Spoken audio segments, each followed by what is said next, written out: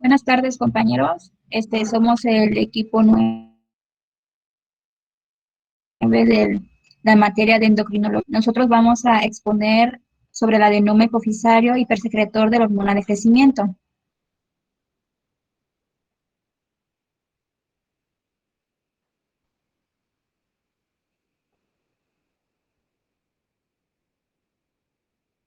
Primeramente, haremos un repaso sobre la hipófisis. La hipófisis, o también llamado pituitaria, es una glándula de tamaño de un chícharo guisante que se localiza en la base del cerebro, una depresión de silla de montar del hueso esfenoides llamada silla turca. Esta está íntimamente relacionado con el hipotálamo, con el cual está conectado por un tallo compuesto de axones procedentes del hipotálamo, como por un rico plexo venoso que forma una circulación portal. La glándula hipófisis se divide en un lóbulo posterior, la neurohipófisis, y un lóbulo anterior, adenohipófisis.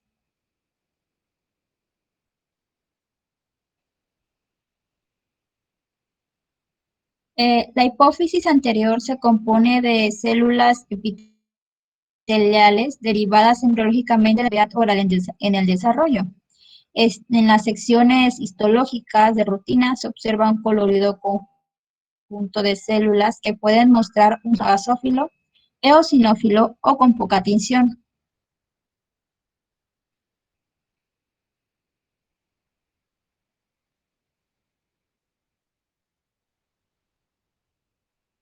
La adenopófisis produce hormonas tróficas, que es la producción de hormonas en la glándula tiroidea, la suprarrenal y otras glándulas.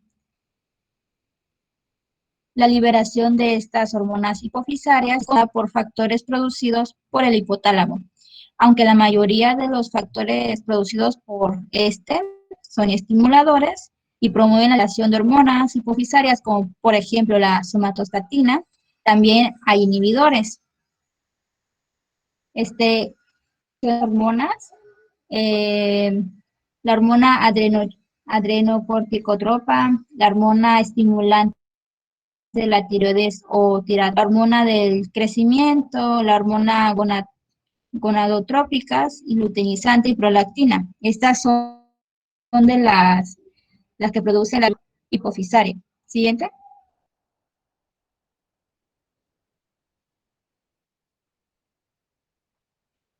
También es importante mencionar que los signos y síntomas de la enfermedad hipofisaria pueden dividirse en las siguientes categorías.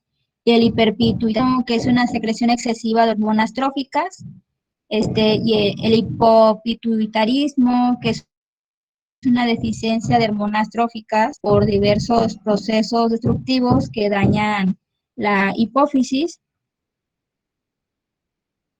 y lo que es las masas locales, que son neoplasias que provocan anomalias radiológicas de la silla turca, compresión de las fibras de la decusación del quiasma óptico, provocando anomalias de la etcétera.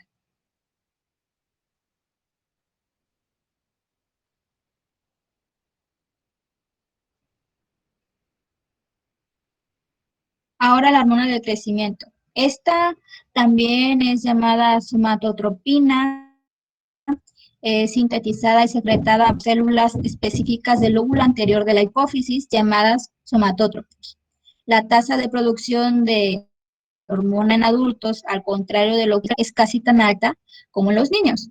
Esta hormona es necesaria para varias cosas, como por ejemplo el crecimiento y regulación de las funciones metabólicas, el crecimiento del cartílago, el crecimiento lineal del hueso, que es secundario a su acción sobre las placas de crecimiento epifisario de los huesos, el crecimiento de los órganos viscerales y endocrinos, el esqueleto y el músculo cardíaco, la piel y el tejido conjuntivo, acelera la tasa de síntesis proteica en el cuerpo, promueve la movilización de ácidos grasos, aumenta su uso de combustible y aumenta la concentración de glucosa cervical, disminuir su empleo como combustible. Ahora, la hormona de crecimiento es un incremento inicial en las concentraciones de insulina. Sin embargo, cuando el efecto predominante persistente de esta hormona es el aumento en las concentraciones de glucosa. ¿Por qué? Porque el hecho de que esté exponiéndolo va a hacer que haya una resistencia a la insulina, por lo que provoca este incremento. Siguiente.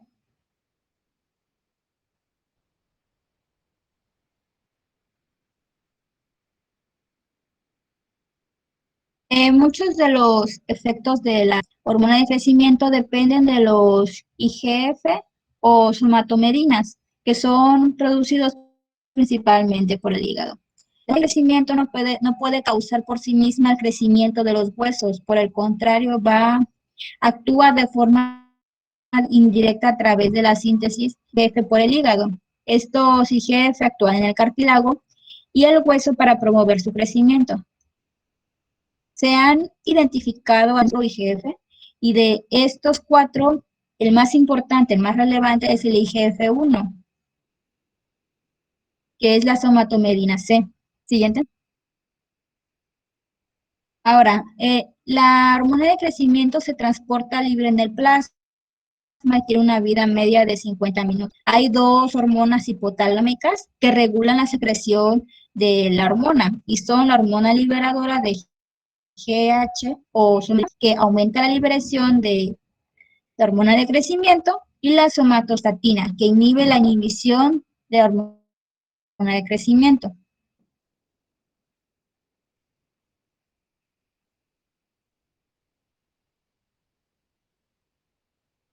Ahora, la secreción del hábito es estimulada por varios factores. Por ejemplo, la hipoglucemia, el ayuno, inanición, las concentraciones sanguíneas altas de ácidos, concentraciones bajas de ácidos grasos, condiciones estresantes como los traumatismos, excitación, estrés emocional, el ejercicio intenso.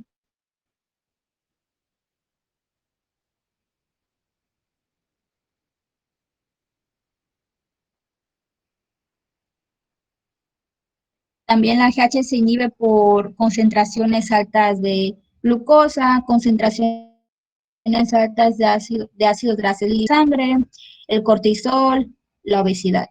Ahora, adenoma hipofisario. Los trastornos más frecuentes de la adenohipófisis son tumores hipofisarios, la mayor parte de los cuales corresponden a adenomas benignos, siendo un 90%.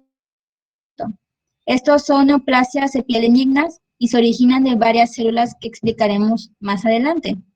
Como se ha mencionado anteriormente, la causa más frecuente del pituitarismo es una adenoma hipofisaria productor de hormona originado en el lóbulo anterior.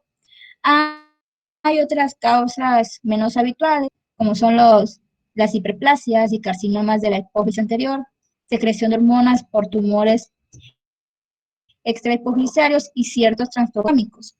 Ahora, en su clasificación. Estos se van a clasificar en funcionantes y no funcionantes. Funcionantes son los que van a hacerse secretar hormonas y las funcionantes las que no. Por su tamaño, las microadenomas, que son los que son menores de 1 centímetro y macros mayores de 1 centímetro.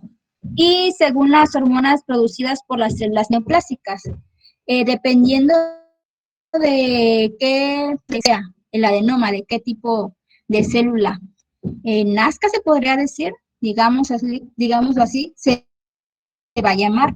En nuestro caso, nosotros estamos interesados estamos enfocados en la hormona de crecimiento, así que va a ser un adenoma somatótropo densamente granular para gigantismo y adenoma somatótropo escasamente granular para acromegalia, que va a ser de la célula somatótropa. Siguiente. Bueno, pues ahora vamos a hablar de acromegalia y gigantismo. La producción excesiva de la hormona de crecimiento antes de la pubertad y de la fusión de la epífisis de los huesos largos nos va a producir lo que es el gigantismo hipofisiario. En esta enfermedad, todos los tejidos del cuerpo crecen con rapidez, incluido el tejido óseo. La acromegalia va a ser una enfermedad crónica multisistémica de baja prevalencia. Este síndrome se va a producir después del cierre de los núcleos de crecimiento, al finalizar la pubertad y durante la vida adulta. La acromegalia principalmente se va a caracterizar por el crecimiento desproporcionado del esqueleto, tejidos blandos y órganos internos. La acromegalia va a tener lo que son las manifestaciones lentas, lo que va a trazar su diagnóstico hasta aproximadamente por 10 años.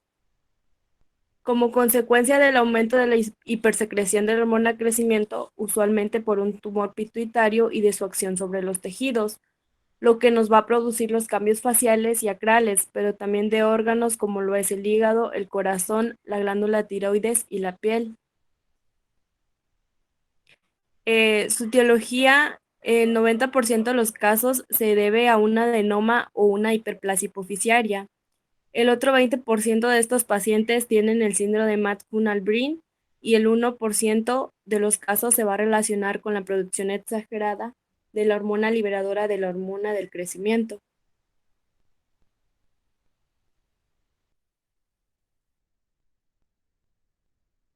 En la fisiopatología, el exceso persistente de hormona del crecimiento estimula la secreción del factor de crecimiento parecido a la insulina 1, que es la IGF-1, que actúan en conjunto con la hormona de crecimiento, induciendo el crecimiento de los huesos y el músculo. Si un adenoma secretor de hormona de crecimiento se desarrolla antes del cierre en el caso de los niños prepuberes, concentraciones excesivas de hormona de crecimiento e FG1 provocarán el gigantismo. En cambio, si este exceso de hormona de crecimiento y la IGF-1 se da en la etapa que será la acromegalia.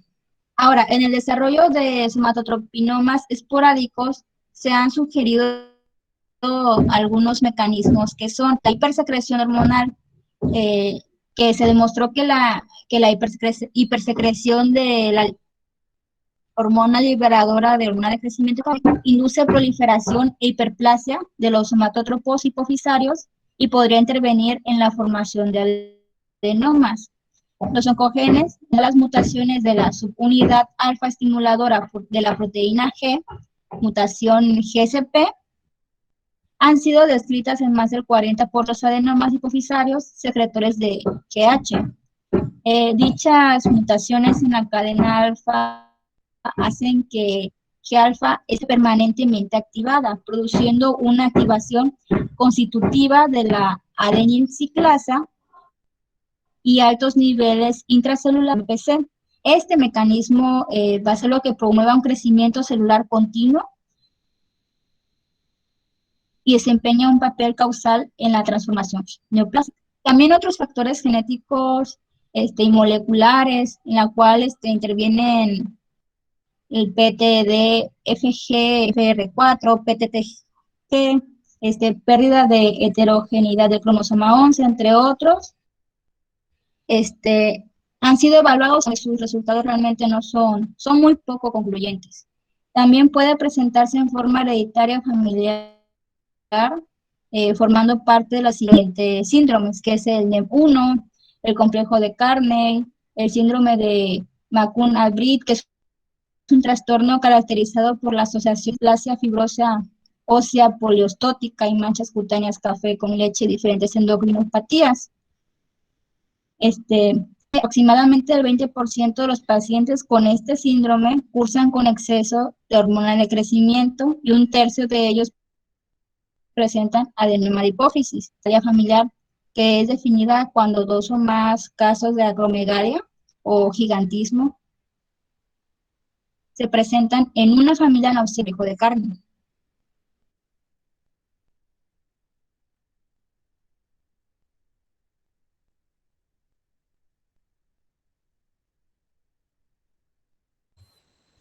En las manifestaciones clínicas vamos a encontrar efectos locales del tumor.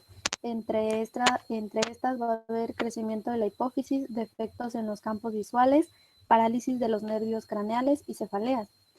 También habrá cambios somáticos, crecimiento acral, engrosamiento de los tejidos blandos de manos y pies, prognatismo, mala oclusión mandibular, atralgias y artritis, síndrome de túnel del carpo, acroparestesia, miopatía proximal, osteoartritis degenerativa, escoliosis, cifosis y fracturas vertebrales, hipertrofia de los huesos frontales. Dentro del sistema respiratorio habrá trastornos del sueño, apnea del sueño central y obstructiva y narcolepsia. También habrá visceromegalia de hígado, lengua, tiroides, glándulas salivales, próstata, vaso y riñón.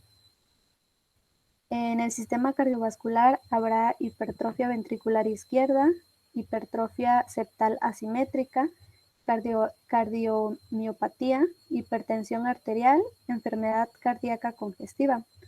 En piel y sistema gastrointestinal habrá hiperhidrosis, piel grasosa, fibromas laxos o apéndices cutáneos y pólipos en colon. En el sistema endocrino habrá galactorrea, disminución de la libido y disfunción eréctil, bajas concentraciones séricas de la globulina fijadora de tiroxina, hiperparatiroidismo, anormalidades menstruales, alteración en la tolerancia a la glucosa, resistencia a la insulina hiperinsulinemia, diabetes mellitus, hipertrigliceridemia, hipercalciuria, aumento de la 25-hidroxivitamina D, hiperhidroxiprolinuria, bajas concentraciones séricas de renina, altas concentraciones séricas de aldosterona, tumores de los histoles pancreáticos y bóceo.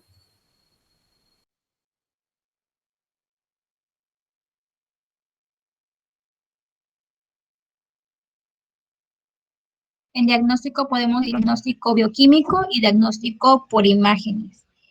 En el diagnóstico bioquímico de preferencia se recomienda calcular los niveles de IGF-1, ya que es el método más rápido, sencillo y fiable para poder hacer el diagnóstico de acromegalia y gigantismo. Esto es porque el IGF-1 presenta una vida media de 18 a 20 horas y las concentraciones permanecen estables a lo largo del día. Se debe también tomar en cuenta la edad y el sexo, ya que disminuyen un 14% por década durante la vida adulta. Los estrógenos exógenos, la malnutrición, la anorexia nerviosa y la insuficiencia hepática y renal disminuyen las concentraciones de IGF-1, es que la pubertad y el embarazo las elevan. También está cuando tengamos la confirmación de la prueba anterior, podremos hacer la prueba de tolerancia oral a la glucosa, que básicamente consiste en la administración de centímetros de glucosa con la medición simultánea de glucemia y de la hormona de crecimiento basal, y luego cada 30 minutos. Después iremos con el diagnóstico por imágenes, que es la resonancia magnética. Ya cuando confirmamos con las pruebas, procederemos a hacer una resonancia magnética con gadolinio y CINEL. Los datos aportados por esta, como volumen del tumor, extensión e invasión, son importantes ya que son predictivos del control postoperatorio de la enfermedad.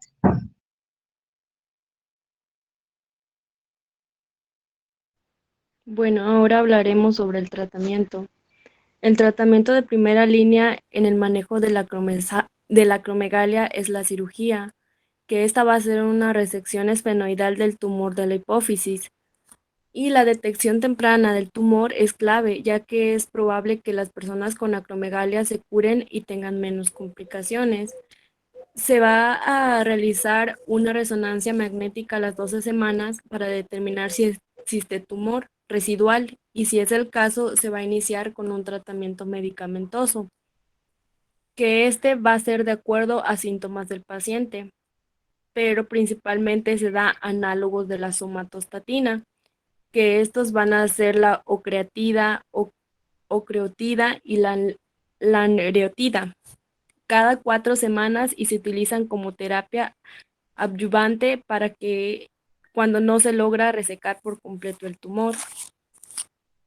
Van a estar lo que son los agonistas de la dopamina, que es la carbegolina, que en pacientes que se va a dar en pacientes que prefieran la terapia oral, único medicamento que está disponible por esta vía, y se va a utilizar después de la cirugía en pacientes que manejan altos niveles de prolactina. Y en los antagonistas del receptor de la hormona liberadora de la hormona del crecimiento va a ser el pepvisoman, y que es el tratamiento más utilizado de este grupo, pero puede producir alteraciones en la función hepática. En el tratamiento radiológico se utiliza luego de la cirugía si se documenta tumor residual y el paciente no tolera el tratamiento medicamentoso. En la radioterapia convencional se va a realizar durante 6 semanas diariamente, y en la radioterapia con rayo de protones, esta va a dirigir una dosis de alta radiación al tumor de manera que no queden expuestas a radiación los tejidos sanos. Y en la radiocirugía estereotáctica es una sola dosis y puede normalizar los niveles de la hormona de crecimiento. En el pronóstico vamos a tener, en el caso del gigantismo, generalmente la cirugía de la hipófisis es eficaz para limitar la producción de la hormona del crecimiento. El tratamiento oportuno puede neutralizar muchos de los cambios causados por el exceso de la hormona del crecimiento. En la acromegalia, de no tratarse con rapidez, puede causar enfermedades graves e incluso puede ser fatal. Por eso se dice que es importante el diagnóstico clínico, pero la acromegalia puede atrasar esto, puede tener manifestaciones clínicas hasta por 10 años. Sin embargo, los tratamientos disponibles pueden reducir el riesgo de complicaciones y mejorar de forma significativa las características de esta enfermedad, incluso en el aumento del volumen de las facciones del afecto. Pero en pacientes con acromegalia, el 30% de mortalidad en pacientes que padecen enfermedades cardiovasculares, complicaciones respiratorias y tumores malignos, va a tener una mayor mortalidad.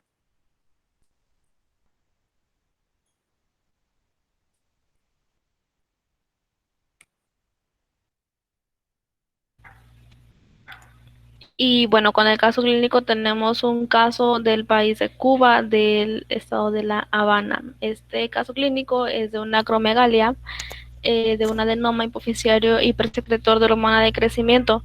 Tenemos que se trata de un paciente masculino de 70 años, el cual tiene acromegalia con antecedentes de salud anterior y que acudió a consulta médica en medicina interna. Así que él llega al hospital refiriendo desde hace varios meses que está presentando decaimiento intenso, con parestesias en ambos miembros superiores, sudoración profusa, crecimiento acelerado del cabello, así como de los dedos, de las manos, los pies, labios y nariz. También refiere, además de eso, que tiene un aumento en la separación de los dientes en ambas arcadas dentales. Y se tuvo en cuenta lo antes expuesto y se decidió una remisión al Hospital de Amalia Simoni, donde después de una exhaustiva valoración, pues la imposibilidad de realizar la hormona de crecimiento en esa provincia, se decidió su posterior remisión a otro hospital. El hospital se llama Hermanos Meijerias, ahí en la provincia de La Habana. Y bueno, se decidió con los especialistas de medicina interna y endocrinología y neurocirugía que el tratamiento adecuado era quirúrgico. Después se realizó unos estudios complementarios correspondientes con su evaluación satisfactoria. ¿Le puedes cambiar a la diapositiva, por favor? Bueno, en esta imagen podemos ver cómo es que su nariz, la frente y los labios están creciendo. ¿Le pasas a la siguiente, por favor? En esta son los dedos están creciendo. ¿Le pasas a la siguiente, por favor?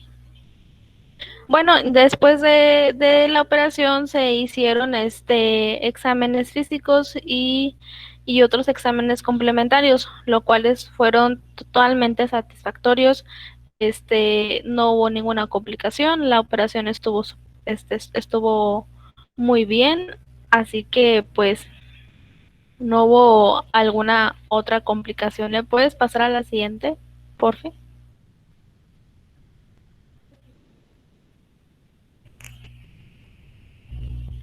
Bueno, pues este caso resultó un microadenoma productor de la hormona de crecimiento. Lo que esta hormona provocó fue que en este paciente fue un considerable aumento del volumen del hueso frontal, acrocrecimiento, aumento de grosor de los labios, la nariz e hipertrofia del maxilar inferior. Todo eso acompañado con una gran fatiga y disestesias. También en otros tratamientos,